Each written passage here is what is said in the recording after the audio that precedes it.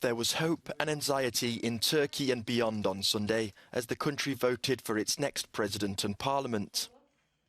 The Conservative incumbent Recep Tayyip Erdogan and his main challenger Kemal Kılıçdaroğlu must lock horns again in a second round run-in in 2 weeks' time after failing to secure 50% of the vote.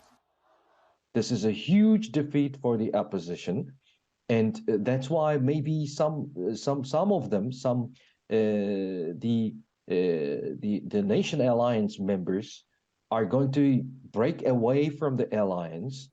Opinion polls had given the challenger a slight lead over Erdogan, who has ruled Turkey as Prime Minister and then President since 2003. Turkey's media are dominated by pro-government outlets, and commentators have condemned a lack of reliable information and unfair conditions for the parties and candidates. There was no free media, no independent judiciary, state resources were used in favor of the incumbent, electoral system is frequently changed, and if you take into account all of these, you can understand a bit better why the polls were not necessarily so assertive in Turkey's elections. Western leaders are still holding their breath over an election which has huge international implications.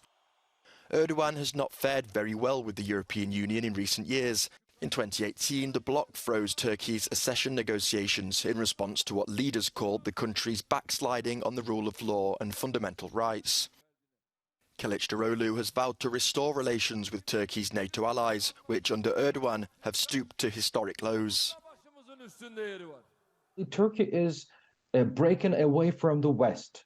Although it is a NATO member, spiritually, Turkey is not a part of the NATO anymore. Turkey is aligned with Russia, with China, with some other countries in the East.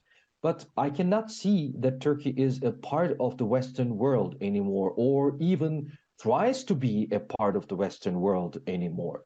Turkey has been hit hard by a cost of living crisis, with the latest data putting inflation at around 44%, although that's down from a high of around 86% last November. Erdogan's government also faced backlash for what critics saw was a sluggish response to devastating earthquakes in February that left 11 southern provinces devastated.